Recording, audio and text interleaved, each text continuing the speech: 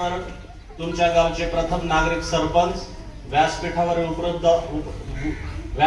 उपस्थित असणारे माझे मित्र अर्जुनराव गुंडसर, त्याचबरोबर गावातले सर्व व्यासपीठावर उपस्थित असणारे सर्व मान्यवर, ज्यांच्यासाठी हा कार्यक्रम आयोजित केला असे सर्व गुणवंत विद्यार्थी आणि ज्यांच्या मनामध्ये ही ज्योत सुरुवातीला पेटली असे तुमच्या उतराई ग्रुपचे सर्व सदस्य, त्या सर्वांचं मी या ठिकाणी अभिनंदन करतो। हा कार्यक्रम केरूळ मध्ये चालू आहे का अशी शंका मला खूप वेळापासून जातो,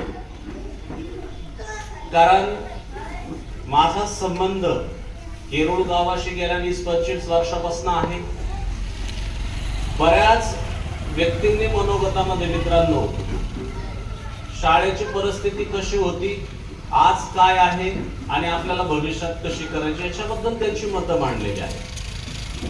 केरूळ गाव म्हटलं की फार सगळ्या राष्ट्रीय पक्षांचे प्रतिनिधित्व करणारे कार्यकर्ते ह्या गावामध्ये आहेत आणि प्रत्येकाच्या मनामध्ये बाकीच्या गोष्टींपेक्षा राजकारण जास्त आहे अशी एक प्रतिमा।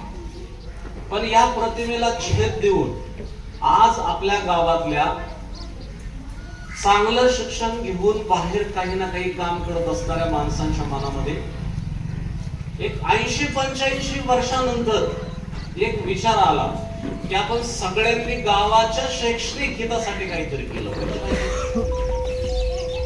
तर मित्रांनो, आपली प्रतिमा बदलायची असेल तर एकमेव साधन आपल्याकडे असलेलं ते आहे, ते म्हणजे शिक्षण। अतिशय चांगल्या क्वालिटीचं शिक्षण जर आपल्याला मिळालं तर ह्या जगामध्ये आपण काही करू शकतो। शिक्षण ही एकमेव गोष्ट आहे की ज्याने समाज बदलतो, गाव बदलतो, देश बदलतो आणि आपली प्रतिमा सगळीकडे खूप चांगली होती। बीड जिल्ह्याच्या परिस्थितीला जर बघितलं तर आपण बीड जिल्हा असू द्या, आष्टी तालुका असू द्या, आपले खूप सारे नोकरदार माणसं आहेत, खूप सारे नोकरदार।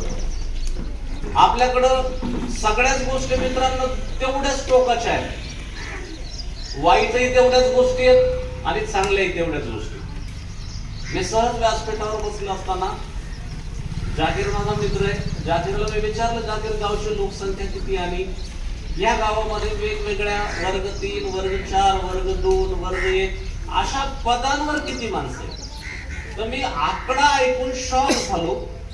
250-300 लोक जर ह्या गावच्या सेवेमध्ये असतील तर मग ह्या गावाला एवढ्या दिवस असं गाव पण का नसन राहिलं? एवढी माणसं, कारण आजही 85 वर्षानंतर शाळेची जी स्थापना झाली कोंडीबा शिंदे आणि बाळाराम पाटील 1940 ला, 1940 ते 1985 एवढं जग बदललंय आणि मग आजही आमच्या शाळेतले शिक्षक प्रेझेंटीवर बोलतायत मुलांच्या। हे खरंच मित्रांनो आपल्याला विचार करायची गोष्ट। आपली सगळी मुलं शाळेत आले पाहिजेत, सगळी मुलं शाळेत टिकली पाहिजेत आणि सगळ्या मुलांना गुणवत्तापूर्ण शिक्षण मिळालं पाहिजे, हे तर आपल्याला घटनात्मक तरतुदी आहेत। मग माझ्या केरूळ गावाची 4000 लोकसंख्या आहे, तर माझ्या शाळेमध्ये जर 20च पोरं जर पहिलीला प्रवेशित होत असतील तर माझ्या किती पोरं गावच्या बाहेर शाळेमध्ये जात आहेत आणि गावचे एवढे पोरं जर गावाच्या बाहेर शिकायला जात असतील तर ही गोष्ट शालेय व्यवस्थापन समिती, या ठिकाणी असलेले शिक्षक, या ठिकाणी असलेले सर्व सरपंच, पदाधिकारी यांनी थोडी काळजीपूर्वक घेतली पाहिजे। आणि आपल्या गावची शाळा चांगली कशी?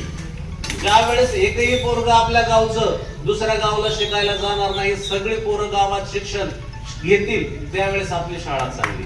आणि यासाठी हे तरुण पोरं एकत्र आलेली आहेत आणि ह्यांचा जो उत्साह आहे, हा उत्साह जर कायमस्वरूपी ठेवला ना मित्रांनो तर 10 वर्षामध्ये या केरूळ गावचं चित्र बदललं। आजही बघा बीड जिल्ह्यामध्ये आष्टी तालुक्याचा विचार केला शैक्षणिक बाबतीत तर इतर तालुके एका बाजूला आहेत आणि फक्त आष्टी तालुका एका बाजूला।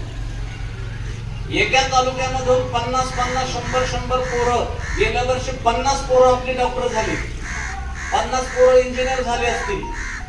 शिष्यवृत्तीचा निकाल लागला, तर बाकीचे तालुके 10 एका बाजूला आहेत, आपला आष्टी तालुका एका बाजूला आहे. एकटं शिष्यवृत्ती धारकांची संख्या आष्टी तालुक्यात जेवढी तेवढी इतर तालुक्यामध्ये. मित्रांनो, हे कशामुळे? आपल्याकडे मोठाली धरणं नाहीत, आपल्याकडे मोठाल्या नद्या नाहीत. मग आपलं अस्तित्व टिकायचं जर असेल तर अस्तित्व टिकण्याचा आपल्या समोरचा एकमेव मार्ग आहे, ते म्हणजे एखादं शिक्षण. आणि हे जर आपण चांगलं घेतलं ना तर या जगात कमी कशालाच नाही. लोक म्हणतायत नोकऱ्यांची संख्या कमी झाली, नोकऱ्या नाहीत असं कोण म्हणतं? मी तर म्हणतो नोकऱ्या खूप चांगल्या आहेत, खूप मोठाल्या आहेत, पण तितके शिकणारी माणसं नाही. भौतिक सुविधेबद्दल ज्या अपेक्षा व्यक्त केल्या त्या निश्चितपणे महिना 2 महिन्यामध्ये मी सुनील पूर्ण करतो. आपण सर्व ग्रामस्थांनी ह्या मुलांचा शाळेच्या उद्धारासाठी हा कार्यक्रम ठेवला. त्यांचा जो ग्रुप तयार झालाय, त्यांनी त्या ग्रुपला ऋण उतराई असं नाव दिलं. पण मी या ठिकाणी सांगतो मित्रांनो, ऋणाचं उतराई राहण्यापेक्षा याच्या ऋणात राहणंच पसंत करा. आणि ज्या शैक्षणिक इव्हेंट तुमच्या डोक्यामध्ये असतात, एखादा मला सुद्धा वाटलं होतं प्रशांत सूर्यवंशी असेल तर प्रशांतही चांगलं बोललं असतं, कारण माझं प्रशांतशी सतत बोलणं होत असतं. मी गेल्या 15 दिवसापूर्वी दौंडला गेलो होतो, त्यावेळेस मी प्रशांतला भेटलो.